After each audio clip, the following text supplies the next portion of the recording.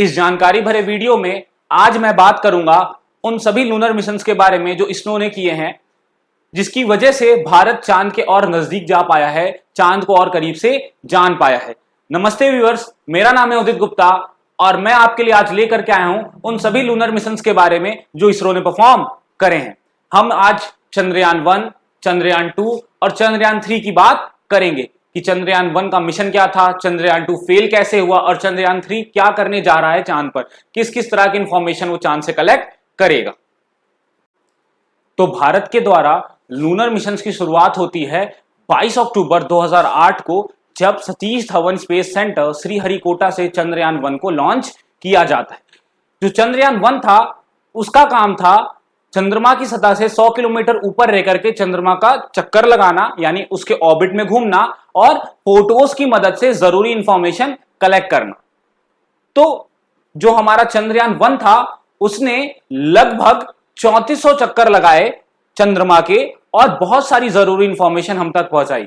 और 29 अगस्त 2009 को चंद्रयान 1 का जो कनेक्शन था वो हमारे स्टेशन से टूट गया, जिसकी वजह से हमने उसे खो दिया। लेकिन तब तक चंद्रयान 1 ने हमें बहुत सारी इंफॉर्मेशन चंद्रमा के बारे में दे दी थी, जैसे कि चंद्रयान 1 ने वहां की जो सरफेस है उसके बारे में काफी सारी इंफॉर्मेशन फोटोज की मदद से हम तक पहुंचाई, और साथ ही साथ वहां पे जो मिनरल कॉम्पोजिशंस थे, जो भी मिनरल्स पाए जा रहे हैं उनके फिजिकल और केमिकल कॉम्पोजिशंस के बारे में हमें जानकारियां दी।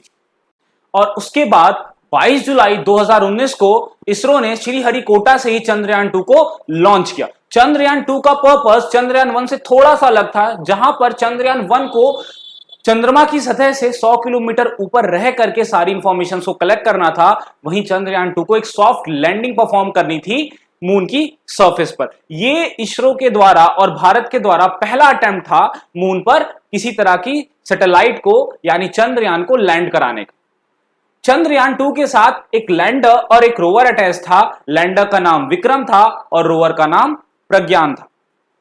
जब हमारा चंद्रयान 2 चंद्रमा की सरफेस से लगभग 2 किलोमीटर ऊपर था, उस टाइम इसरो के जो स्टेशन थे उनका कांटेक्ट चंद्रयान 2 से कट गया या लॉस्ट हो गया। इसके पीछे रीजन था सॉफ्टवेयर एरर। इसमें सॉफ्टवेयर एरर आया कैसे, इसको समझने की कोशिश करते हैं।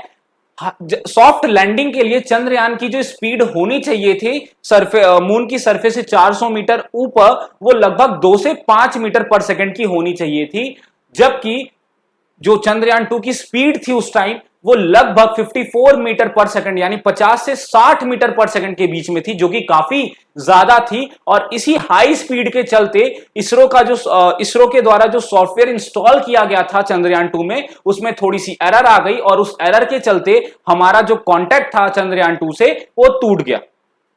और उसके बाद हमारा जो नेक्स्ट मिशन था चंद्रयान 3, लगभग 4 साल बाद जो है इसरो ने दोबारा लॉन्च किया, उन सारी कमियों को ओवरकम करते हुए जो कि चंद्रयान 2 में हुई थी। और बीते कुछ दिन पहले 14 जुलाई 2023 को चंद्रयान 3 को श्रीहरिकोटा से ही लॉन्च किया गया है और माना जा रहा है कि 23 अगस्त 2023 तक ये एक सॉफ्ट लैंडिंग परफॉर्म करेगा मून के ऊपर। तो उद्देश्य क्या है? 3 मेजर उद्देश्य हैं इस चंद्रयान 3 के। सबसे पहला जो है वो है सॉफ्ट लैंडिंग कराना। चंद्रयान 3 की मून पर एक सॉफ्ट लैंडिंग कराना, यह पहला उद्देश्य है। और दूसरा है जो रोवर अटैच है हमारे चंद्रयान 3 में, उसको मूव कराना सरफेस पर, रोवर को एक सफलतापूर्वक मूव कराना उसकी मून की सरफेस पर। और तीसरा उद्देश्य है उसकी सरफेस पर रह करके कुछ एक्सपेरिमेंट्स को परफॉर्म करना और डेटा कलेक्ट करना। तो यहां पर अगर हम बात करें तो चंद्रयान 3 जो है उसके साथ जो लैंडर अटैच है उसके साथ 4 या 5 मेजर डिवाइसेस जुड़ी हुई हैं। चंद्रयान 3 के लैंडर में लगे 4 या 5 मेजर डिवाइसेस के बारे में मैं आपसे डिस्कशन करता हूं। पहला जो है वो चेस्टा है, चेस्टी इसको प्रोनाउंस करेंगे, ठीक है। इसका फुल फॉर्म होगा चंद्रास सरफेस थर्मोफिजिकल एक्सपेरिमेंट, जिसका काम क्या है, वहां की सरफेस का टेम्परेचर, आसपास के एनवायरमेंट का टेम्परेचर और थर्मल कंडक्टिविटी का पता लगाना। और जो दूसरा मेजर डिवाइस है वो है इल्सा। इल्सा का काम क्या है, वहां की सेस्मिसिटी को मेजर करना। सेस्मिसिटी एक्चुअली सेस्मिक से बना, और सेस्मिक का मतलब है अर्थक्वेक कितना वहां पर स्केल का आ रहा है, इस चीज को पता करना इस इल्सा डिवाइस का काम है।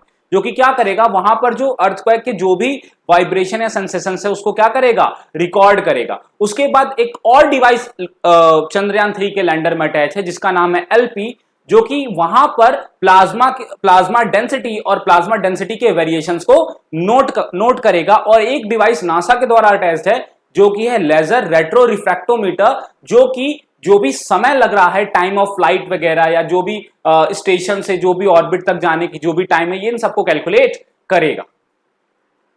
और चंद्रयान 3 के रोवर में लगे दो मेजर डिवाइस की मैं बात करता हूं, जो कि है अल्फा पार्टिकल एक्सरे स्पेक्ट्रोमीटर, जिसको एपीएक्सएस के नाम से जानते हैं, और अगला है लेजर इंड्यूस्ड ब्रेकडाउन स्पेक्ट्रोस्कोप। इन दोनों का ही काम यह है कि जहां पर भी जो हमारा रोवर है वो लैंड करेगा, वहां के आसपास जो भी एलिमेंटल कॉम्पोजिशन है, वहां पर जो भी वहां पर सॉइल है या रॉक्स है, उसमें जो भी एलिमेंटल कॉम्पोजिशन है उसके बारे में पता लगाएगा। और ये सारी इंफॉर्मेशन बहुत ज्यादा जरूरी और सफिशिएंट इंफॉर्मेशन है, जिसके बारे में पता लगने के बाद हम चांद को और अच्छे से जान पाएंगे। आई होप ये वीडियो काफी इंफॉर्मेटिव रही होगी आप लोगों के लिए। मैं उम्मीद करता हूं कि आपने इससे बहुत कुछ सीखा होगा, और मैं आगे भी आप लोगों के लिए ऐसी इंफॉर्मेटिव वीडियो लाता रहूंगा। हमारे चैनल को सपोर्ट करिए। धन्यवाद।